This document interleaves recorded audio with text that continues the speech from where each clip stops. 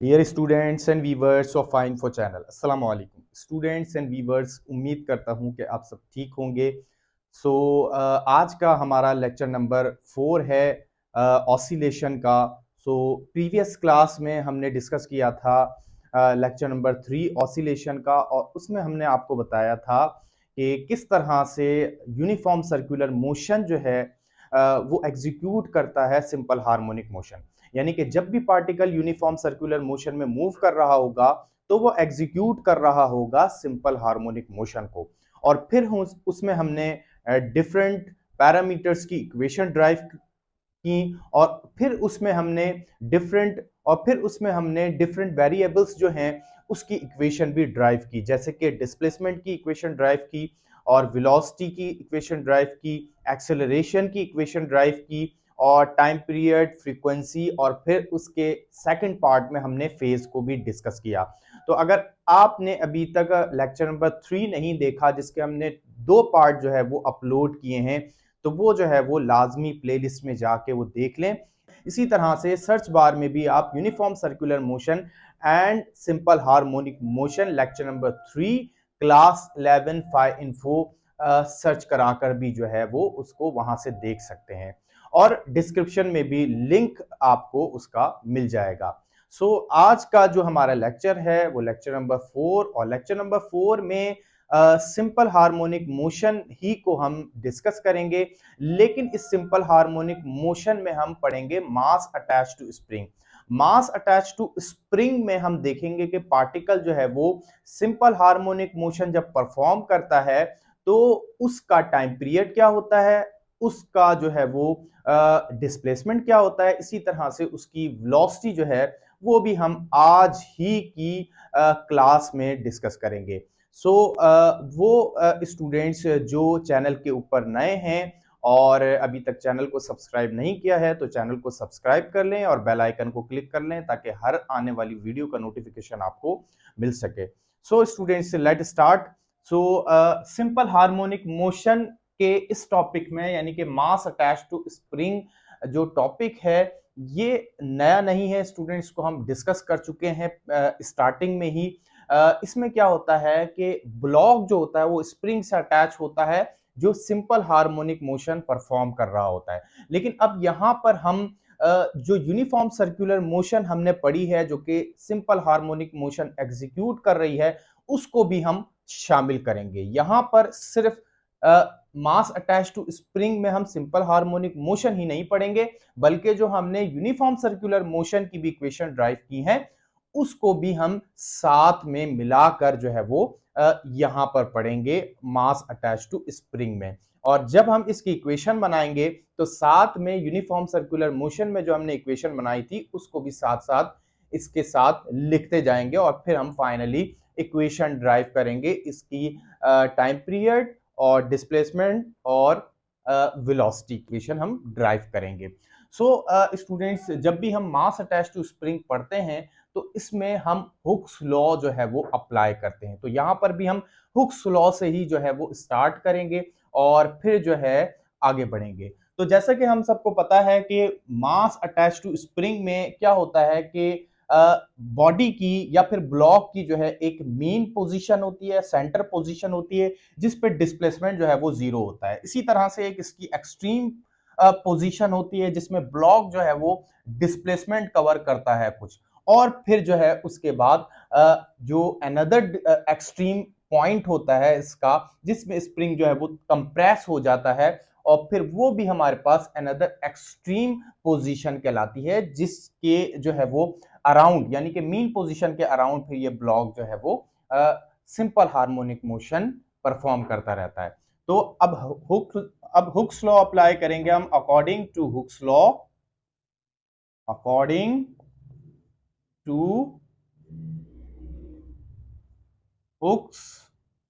Law Hooke's law के मुताबिक students हम जानते हैं कि जो एक्सेलरेशन होता है ये प्रोपोर्शनल होता है डिस्प्लेसमेंट के, और यहां पर नेगेटिव साइन भी हमारे पास जो है वो इस फॉर्मूले में इंक्लूड होता है। अब एक्सेलरेशन जो है स्टूडेंट्स ये प्रोपोर्शनल होता है डिस्प्लेसमेंट के, ये हम जानते हैं, हुक्स लॉ में हमने इसको पढ़ा है। और यहाँ पे नेगेटिव साइन इंडिकेट कर रहा है कि the motion of block is directed towards the mean position. अब हम क्या करते हैं, यहां से प्रोपोर्शनलिटी का साइन हटाते हैं तो एक कांस्टेंट आता है, तो यहां पे हमारे पास आएगा कांस्टेंट K अपॉन M और यहां पर x आ जाएगा, यहां पे हमारे पास माइनस साइन ये आ जाएगा। अब स्टूडेंट्स हमें पता है कि यहां पर जो कांस्टेंट है ये K अपॉन M है, क्योंकि हम मास अटैच टू स्प्रिंग पढ़ रहे हैं और मास अटैच टू स्प्रिंग के अंदर K हमारे पास स्प्रिंग कांस्टेंट होता है और M हमारे पास ब्लॉक का मास होता है, जिसको हम फिक्स करके ये कांस्टेंट बना लेते हैं। अब इसको करते हैं हम एक इक्वेशन, यानी कि इक्वेशन हम 1 कर देते हैं। इसी तरह से जो हमने यूनिफॉर्म सर्कुलर मोशन पढ़ा है उसमें हमने पढ़ा है कि एक्सेलरेशन जो होता है पार्टिकल का ये बराबर होता है ओमेगा स्क्वायर एक्स के, यानी कि यहां पर उस पार्टिकल की एंगुलर वेलोसिटी और साथ में उसका डिस्प्लेसमेंट का प्रोडक्ट हमारे पास एक्सेलरेशन के बराबर होता है और नेगेटिव साइन भी यहां पर आता है। अब हम क्या करेंगे, इसको इक्वेशन 2 कर देंगे और इन दोनों इक्वेशन को हम कंपेयर कर लेंगे, क्योंकि इसकी लेफ्ट हैंड साइड जो है वो सेम है। तो यहां पर ये ओमेगा स्क्वायर एक्स ये हमारे पास बराबर हो जाएगा माइनस के अपॉन एम एक्स के।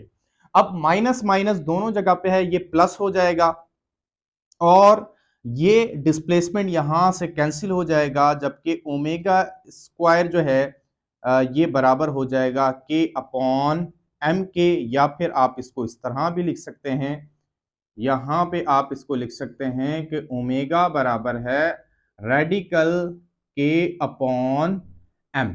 ये स्टूडेंट्स ओमेगा की जो है वो इक्वेशन बन गई है। ओमेगा हमारे पास यानी कि एंगुलर वेलोसिटी जो है ये बराबर है अंडर रूट के अपॉन एम के, स्प्रिंग कांस्टेंट और डिवाइड में मास।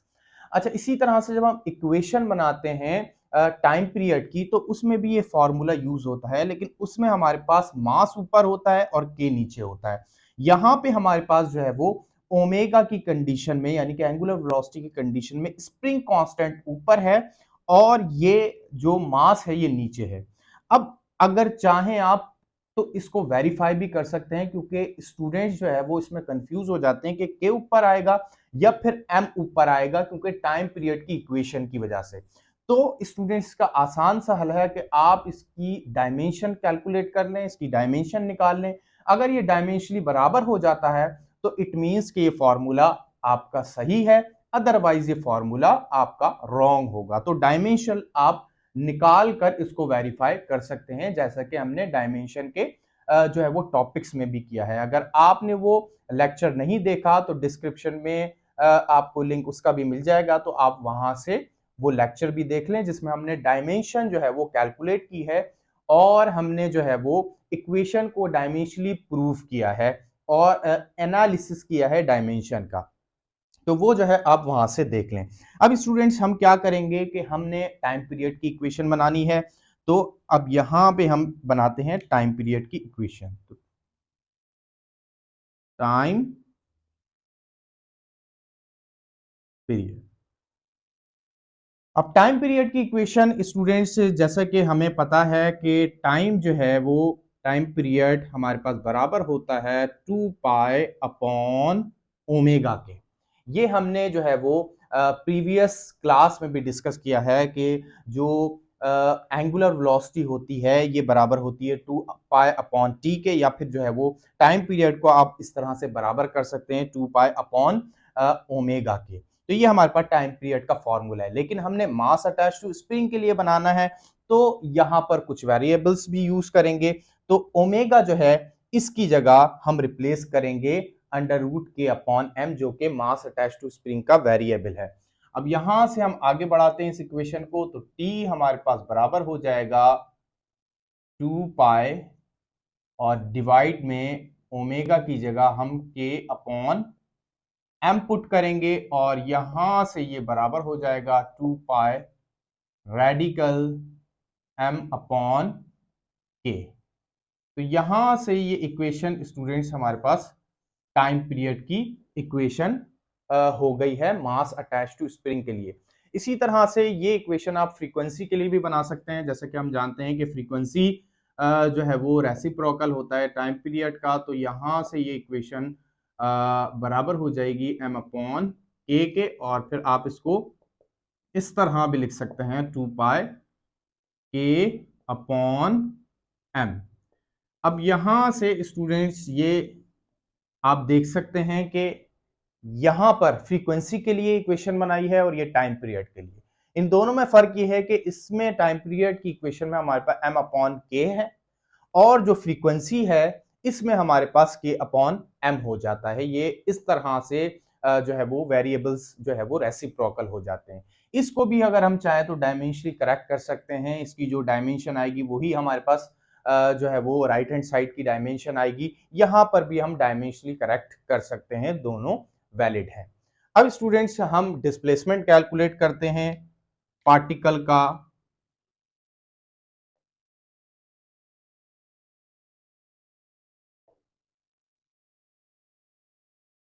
अब डिस्प्लेसमेंट स्टूडेंट्स जब भी पार्टिकल या फिर हम यहाँ पे मास अटैच टू स्प्रिंग की बात कर रहे हैं, अब ये ब्लॉक जब आगे जाएगा तो मीन पोजीशन पर तो इसका डिस्प्लेसमेंट जीरो है, लेकिन जब ये आगे जाएगा इसको फोर्स लगेगी तो फिर जो है ये कुछ डिस्प्लेसमेंट कवर करेगा। तो इसका अगर ये एक्सट्रीम पॉइंट है तो इसका डिस्प्लेसमेंट जो है वो एक्स नॉट के बराबर हो जाएगा, या अगर इसका एक्सट्रीम पॉइंट नहीं है तो इसका डिस्प्लेसमेंट हमें x मिलेगा।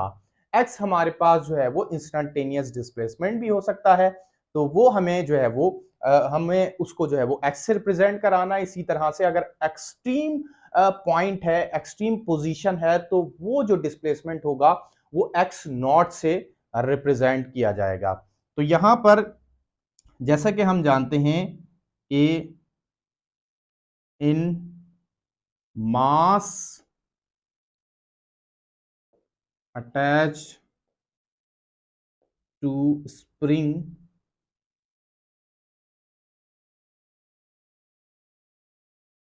the displacement of block is। तो यहां पर क्या है कि जो डिस्प्लेसमेंट होगा ब्लॉक का वो हम उसको इस तरह से लिख सकते हैं x equal to x not cos omega t. ये हमारे पास जो है वो डिस्प्लेसमेंट है इस ब्लॉक का। इसी तरह से अब हम क्या करेंगे, इसके वेरिएबल्स यूज करेंगे। इसके वेरिएबल्स यूज करने से पहले स्टूडेंट जो हमने uniform circular motion and simple harmonic motion में जो डिस्प्लेसमेंट का इक्वेशन बनाया था, तो वो आपको याद होगा कि हमने उसमें जो डिस्प्लेसमेंट बनाया था वो हमने बनाया था कि x हमारे पास बराबर है r cos थीटा के, और x is equal to r cos omega t. ये हमने जो है वो डिस्प्लेसमेंट बनाया था uniform circular motion simple harmonic motion में, क्योंकि वहां पे जो हमने डिस्टेंस लिया था पार्टिकल का मीन पोजीशन से एक्सट्रीम पोजीशन तक का वो था r। लेकिन यहां पर स्टूडेंट्स हम जो डिस्प्लेसमेंट यूज करेंगे या फिर जो है वो एक्सट्रीम पोजीशन तक का जो डिस्प्लेसमेंट हम यूज करेंगे वो हम एक्स नॉट यूज करेंगे। सो लिहाजा आर की जगह हम एक्स नॉट यूज करेंगे और थीटा की जगह तो ओमेगा टी ही हम लिखेंगे। तो यहां पे इसलिए जो है हमने x is equal to x not omega t हमने यूज किया है। अब चूंकि हम पढ़ रहे हैं मास अटैच टू स्प्रिंग, लिहाजा इसके वेरिएबल्स यूज करेंगे। तो अब ये इक्वेशन हम यहां लिखेंगे x equal to x not cos omega omega t. ये हमारे पास बराबर होगा x is equal to x not cos radical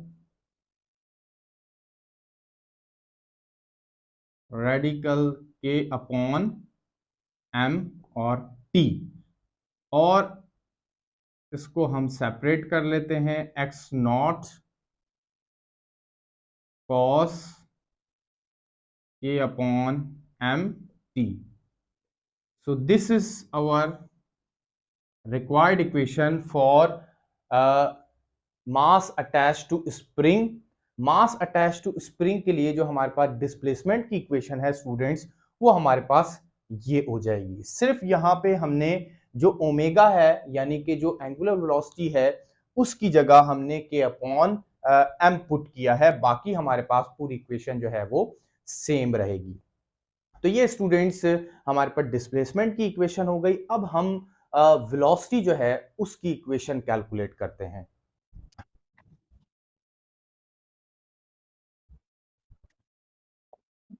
सो अब स्टूडेंट्स हम वेलोसिटी की इक्वेशन कैलकुलेट करते हैं मास अटैच टू स्प्रिंग के लिए। So as we know that a particle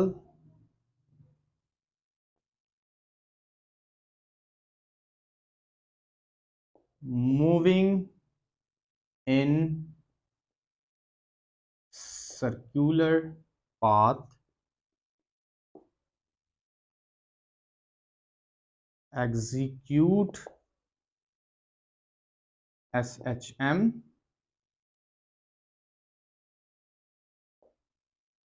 the velocity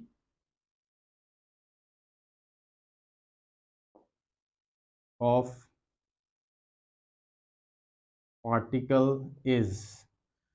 so students जो पार्टिकल की वेलोसिटी हमने कैलकुलेट की uniform circular motion and simple harmonic motion में, वो हमारे पास बराबर है v is equal to omega radical r minus r square x square. So students ये हमारे पास वो इक्वेशन है कि जब हमने स्टडी किया uniform circular motion simple harmonic motion, तो उसमें पार्टिकल की जो वेलोसिटी की इक्वेशन थी या फिर जो इंस्टेंटेनियस वेलोसिटी की इक्वेशन भी आप इसको कह सकते हैं, ये हमने इस तरह से बनाई थी। अब इसमें आर जो है स्टूडेंट्स ये हमारे पास मैक्सिमम डिस्प्लेसमेंट है पार्टिकल का फ्रॉम मीन पोजीशन से मैक्सिमम डिस्प्लेसमेंट है, और जबकि एक्स जो है हमारे पास ये इंस्टेंटेनियस डिस्प्लेसमेंट है। अब हमने क्या करना है, इसको हमने मास अटैच टू स्प्रिंग के लिए बनाना है, तो ये हमारे पास बराबर हो जाएगा v is equal to omega की जगह हम वैल्यू पुट करेंगे और ये हमारे पास बराबर होगा k अपॉन m, और यहां से ये रेडिकल इसकी जगह हम लिख देंगे एक्स नॉट, और यहां पर हम लिखेंगे एक्स स्क्वायर। सो स्टूडेंट्स ये हमारे पास इक्वेशन बन गई है। अब इसको मेंशन हम करा देते हैं, सिंस ओमेगा ये हमारे पास बराबर है रेडिकल के अपॉन एम, और जो हमारे पास आर है ये बराबर है किसके, एक्स नॉट के। तो एक्स नॉट आर बराबर है एक्स नॉट के और ओमेगा बराबर है के अपॉन एम के। अब हम आगे जो है वो इसको लिखते हैं इस इक्वेशन को, और फिर हम देखेंगे कि जब ये पार्टिकल जो है वो एक्सट्रीम पोजीशन पर पहुंचेगा तो इसकी वेलोसिटी क्या होगी, और जब ये मीन पोजीशन पर होगा तो इसकी वेलोसिटी क्या होगी। तो जैसा कि हम जानते हैं कि पार्टिकल जब एक्सट्रीम पोजीशन पर पहुंचेगा तो इसकी वेलोसिटी मिनिमम हो जाती है, और फिर जब ये पार्टिकल अपनी मीन पोजीशन पर आता है, सेंटर पोजीशन पर, इसकी वेलोसिटी मैक्सिमम होती है। तो वही हमने कैलकुलेट करना है। तो अब हम इस इक्वेशन को, जो कि इक्वेशन हमारे पास है 1, इसको हम आगे बढ़ाते हैं। v is equal to radical k upon m, और ये यहां पर हम x नॉट स्क्वायर कॉमन लेंगे, और यहां से हमारे पास 1 minus x divided by x square divided by x not, ये हम इस तरह से लिख देंगे। सो स्टूडेंट्स यहाँ पे हमने एक्स नॉट स्क्वायर जो है ये कॉमन लिया है। अब हम इसको आगे लिखेंगे v is equal to radical k upon m, और यहां से अब हमने इसको इस तरह से लिख लेना है, v इक्वल टू x और x नॉट और 1 minus x square upon x not square. तो यहां पर आप क्लियर देख सकते हैं कि जो एक्स नॉट है ये स्क्वायर से रेडिकल कैंसिल हो जाएगा इसका, ये हमने पहले कॉमन निकाला और फिर इसको हम स्टार्ट में लिख देंगे राइट हैंड साइड पे। तो ये हमने जो है वो स्टार्ट पे लिख दिया और बाकी जो है हमारे पास ये इक्वेशन इस तरह से बन जाएगी और यहाँ पर अंडर रूट में बचेगा 1 minus x square divided by x not square.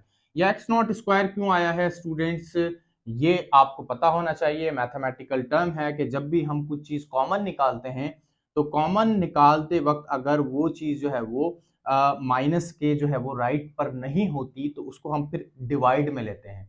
तो ये डिवाइड में लेंगे क्योंकि जब फिर हम दोबारा मल्टीप्लाई करेंगे तो वो नीचे वाली चीज से जो है वो कैंसिल आउट हो जाएगा और हमारे पास वही वेरिएबल या वही वैल्यू बचेगी जो हमारे पास एक्चुअल मौजूद होती है। तो इस तरह से ये हम कॉमन लेते हैं, या कॉमन लेने का तरीका। अब हम आगे बढ़ते हैं और इक्वेशन बनाते हैं एक्स नॉट के अपॉन एम और रेडिकल 1 माइनस और x not square divided by x not square, और यहां पर हम लिखेंगे एट एक्सट्रीम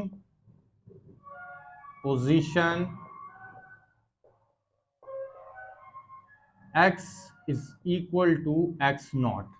तो स्टूडेंट्स अब हम अगर एक्सट्रीम पोजीशन पर पार्टिकल की या फिर ब्लॉक की जो है वो वेलोसिटी कैलकुलेट कर रहे हैं जो कि मास अटैच टू स्प्रिंग में है, तो उसके लिए हमने क्या करना होगा, x को बराबर लेना होगा x नॉट, क्योंकि x नॉट हमारे पास मैक्सिमम डिस्प्लेसमेंट होता है पार्टिकल का मीन पोजीशन से। तो इसकी जगह हमने x की जगह क्या रख दिया, x नॉट रख दिया, क्योंकि हम एक्सट्रीम पोजीशन पर वेलोसिटी कैलकुलेट कर रहे हैं।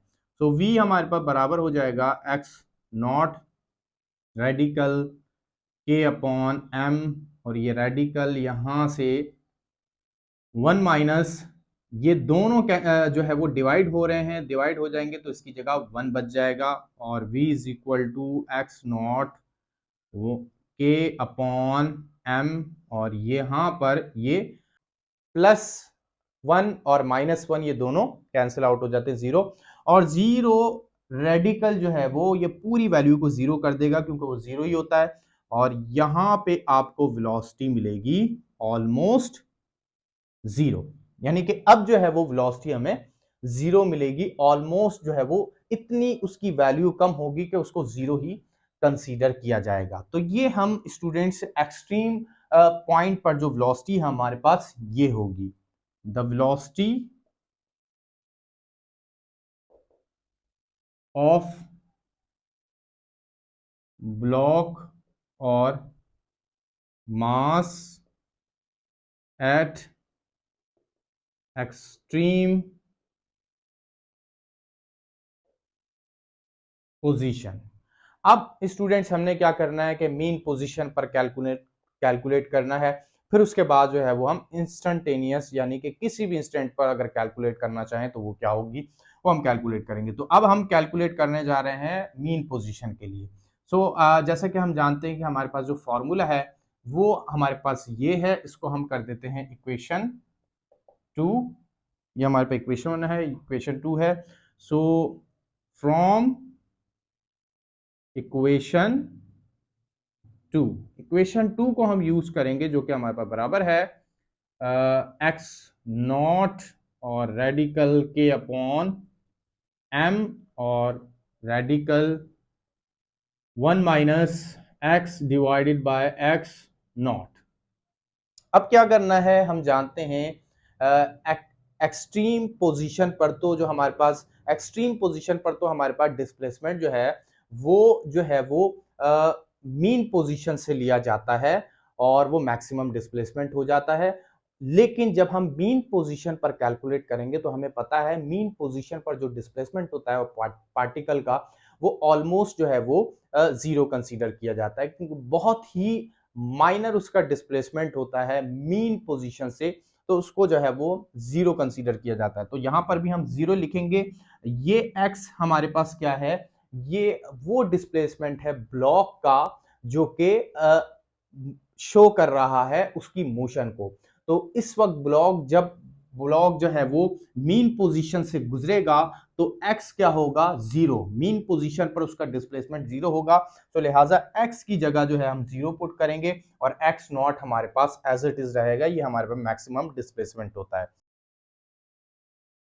v is equal to x not radical k upon m, और ये radical 1 minus zero divided by x not square, और यहां पर हम लिख देंगे कि x is equal to zero.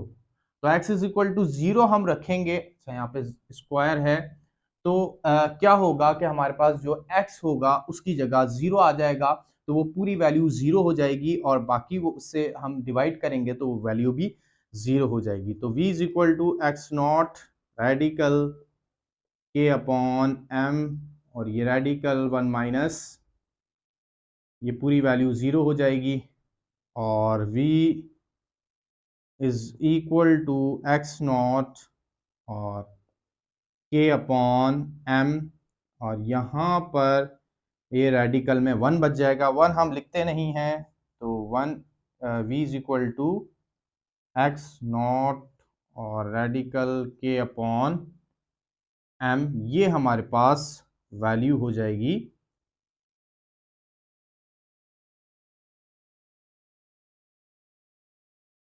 तो ये स्टूडेंट्स हमारे पास इक्वेशन है एट मीन पोजीशन। तो जब भी ब्लॉक जो है वो सिंपल हार्मोनिक मोशन एग्जीक्यूट कर रहा होगा तो उसकी जो वेलोसिटी होगी मीन पोजीशन पर वो हमारे पास बराबर होगी एक्स नॉट रेडिकल के अपॉन एम के बराबर होगी। सो ये हमारे पास जो है वो वेलोसिटी की इक्वेशन हो गई। स्टूडेंट्स अब हमने क्या करना है, अब किसी भी इंस्टेंट पे अगर हमने कैलकुलेट करना है वेलोसिटी को, तो वो उसकी इक्वेशन हम कैसे बनाएंगे। तो अब उसकी हम इक्वेशन बनाते हैं कि अगर ब्लॉक किसी भी इंस्टेंट पर है और वहां पर हमने वेलोसिटी कैलकुलेट करनी है तो उसकी इक्वेशन क्या होगी। अब हम उसकी इक्वेशन बनाते हैं। At any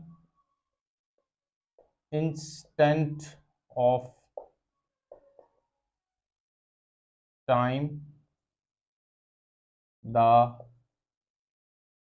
velocity of mass is as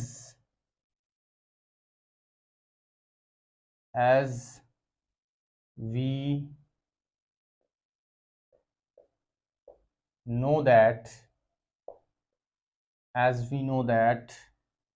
v equal to x naught radical k upon m radical 1 minus x divided by x naught square.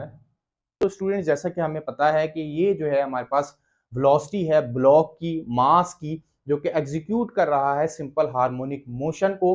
अब हमने यही यूज करते हुए जो है वो वेलोसिटी कैलकुलेट करनी है किसी भी इंस्टेंट के ऊपर। Friends velocity at any instant हमने कैलकुलेट करना है, जिसको हम इंस्टेंटेनियस वेलोसिटी भी कह सकते हैं। सो उसके लिए हमने क्या करना होगा स्टूडेंट्स, ये वाली जो वेलोसिटी हमने कैलकुलेट की है मीन पोजीशन पर, इसको हम यूज करेंगे। मीन पोजीशन पर जो है इसकी जो वेलोसिटी है मैक्सिमम है, इसको हम डिनोट कराएंगे एक्स नॉट से। यहां पर चूंकि वेलोसिटी इंस्टेंटेनियस वेलोसिटी जो है उसको आइडेंटिफाई और रिकॉग्नाइज करने के लिए हमने क्या करना है कि जो वेलोसिटी है एट मीन पोजीशन पर जो कि मैक्सिमम है, सो मैक्सिमम वेलोसिटी को हमने वी नॉट से डिनोट कराना है। जैसे कि हम मैक्सिमम डिस्प्लेसमेंट भी एक्स नॉट से रिप्रेजेंट कराते हैं, तो लिहाजा मैक्सिमम वेलोसिटी भी हम नॉट से रिप्रेजेंट कराएंगे। तो यहाँ पर भी हम नॉट जो है वो लगा देंगे ताकि जो इंस्टेंटेनियस वेलोसिटी है उसको हम v से डिनोट कर पाएं और जो है वो रिकॉग्नाइज कर पाएं between the velocities of mean position, extreme position, and at any instant. So now the velocity is v is equal to x not, इसकी जगह हम क्या रखेंगे v नॉट, और रेडिकल हमारे पास बराबर हो जाएगा 1 minus x square divided by x not square, और ये ब्रैकेट लगा देंगे। तो this is our instantaneous velocity. This equation is shows the instantaneous velocity of block at any instant of time। So students, ये हमारे पास जो है वो फाइनल इक्वेशन जो कि हमने कैलकुलेट की इंस्टेंटेनियस वेलोसिटी की। सो स्टूडेंट्स, आज की क्लास जो है वो यहीं ख़त्म होती है, क्योंकि आज हमने जो है वो मास अटैच टू स्प्रिंग के वेरिएबल्स पढ़ने थे। तो ये जो है वो वेरिएबल्स कंप्लीट हो गए हैं और उम्मीद करता हूँ कि आपको अंडरस्टैंड हुए होंगे और आपको अच्छे से समझ में आए होंगे। अगर इसमें फिर भी कोई डिफ़िकल्टी हो, कोई जो है वो पॉइंट समझ में नहीं आया हो, तो कमेंट सेक्शन में जो है वो ज़रूर सवाल करें, और इससे रिलेटेड कोई भी क्वेश्चन हो तो कमेंट सेक्शन में ज़रूर करें। अपना बहुत सारा ख्याल रखें। इस वीडियो को अपने फ्रेंड सर्किल में ज़्यादा से ज़्यादा शेयर करें। इसके लिए इतना ही, मिलते हैं आपसे नेक्स्ट वीडियो में। जब तक के लिए थैंक यू सो मच। अल्लाह हाफ़िज़।